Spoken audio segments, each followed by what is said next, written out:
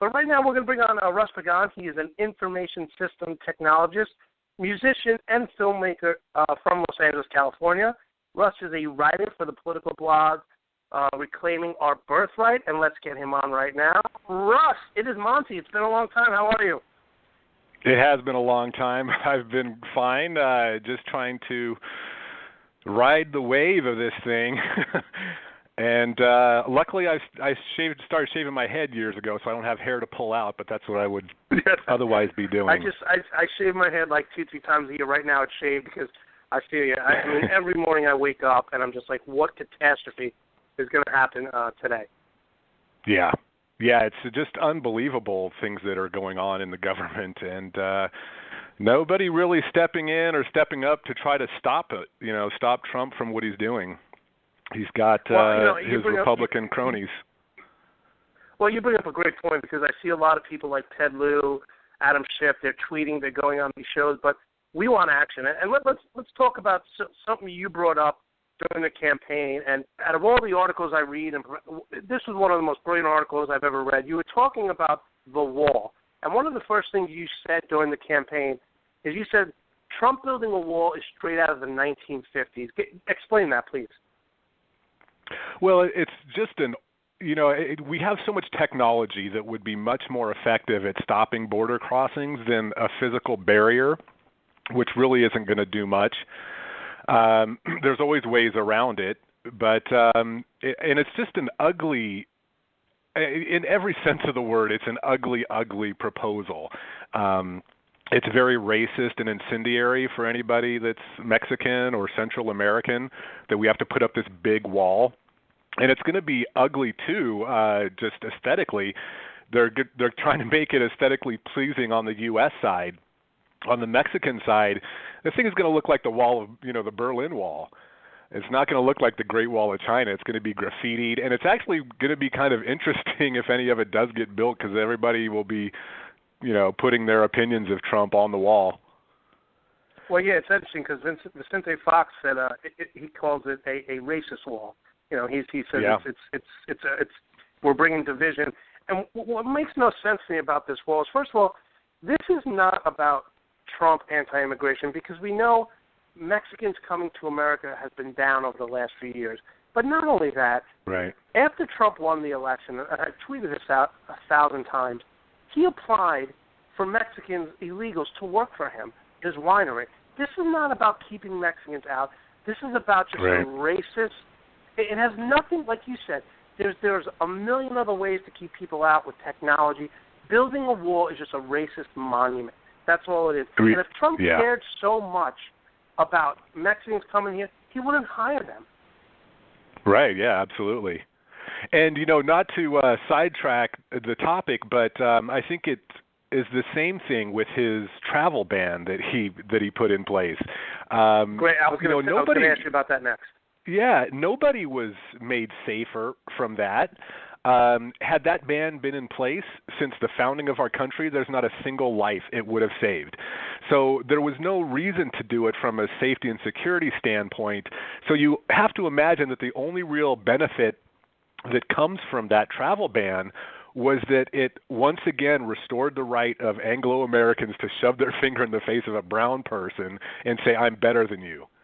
I get to come into the country and not get hassled. Well, but anybody else is going to get stopped. Yeah. I said it's going along those lines. 60% of all mass shootings in America have been done by white males, right? There's no ban on them. There's, if anything, Trump's, the 30 million have gone to the NRA for Donald Trump. But going back to this ban, it is so hypocritical because not one of the countries that he does business with, including Saudi Arabia, who supposedly attacked us on 9/11, he didn't ban them. So I don't understand where his followers are staying loyal to this guy. The country that was responsible for 9/11, he does billions of dollars of business with them. He doesn't ban them. Yeah.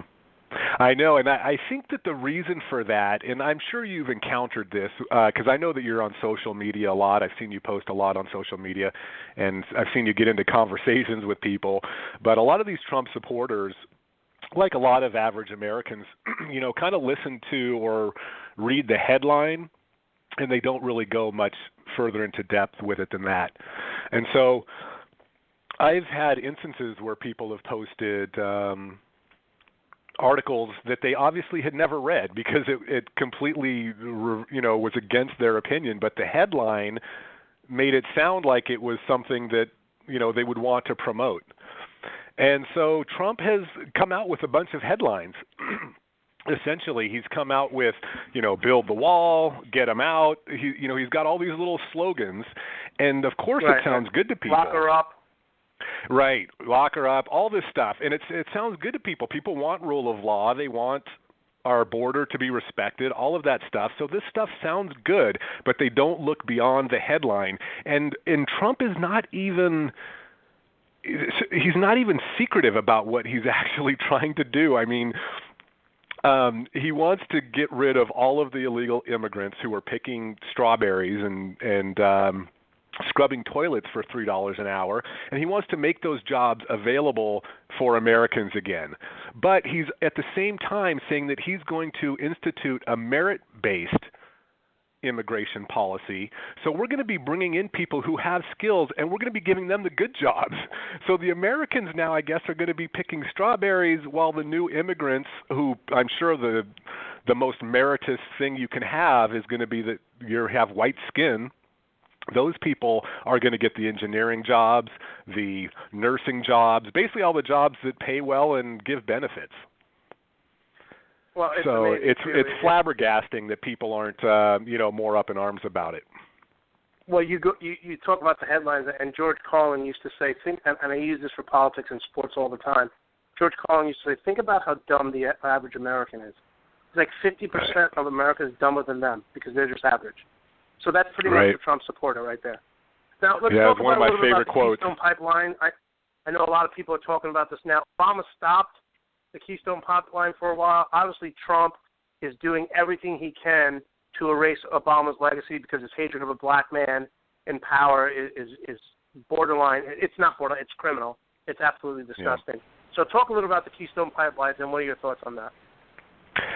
Again, this is another big example of how Trump has absolutely no vision whatsoever, because every expert that you will ever talk to, any world, politics expert will say that wars in 20 years are going to be fought over water, not oil.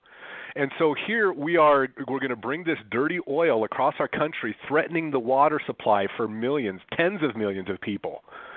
And every pipeline ruptures. In fact, there was one built in 2016 that ruptured twice in 2016. So the first year that it was built, and by the same company that's building the Dakota Access Pipeline. So these pipelines are faulty. Isn't there a statistic where like 70% of the pipelines burst within the first 2 years or 3 years? There may be. I've not heard that, but I think you might be thinking of fracking because the fracking wells definitely leak within, I think, 50% within the first 2 years, and then the rest of them leak within a decade or so. Right. But it's crazy. These things are not foolproof. They're very faulty. And there's a device called a pipeline pig. You can look this up on Wikipedia. It's basically a ball that has all these sensors on it, and they push it through the pipeline, and this pig, this device, is supposed to check the welds and see if there's any defects in the steel, and if it encounters any of those things, it's supposed to squeal like a pig. Well, the people in the industry, they don't want to be told that their pipeline is failing and that they have to shut it down. So they disable the pig, and then they send it through, and the pig doesn't squeal, it doesn't find any problems, and so everybody just ignores, the fact that there's no real testing of these pipelines and that they're going untested for years at a time. So they're going to fail. And there's going to be water, a lot of people's water that's going to be ruined, and then we're going to be fighting wars over it, trying to take other people's water in the future. It's just ridiculous. It's a ridiculous policy. I sit here, and I've said this since Trump started to run, and it's almost sad that you said, like, where are our leaders? Where are the people who are thinking about the future?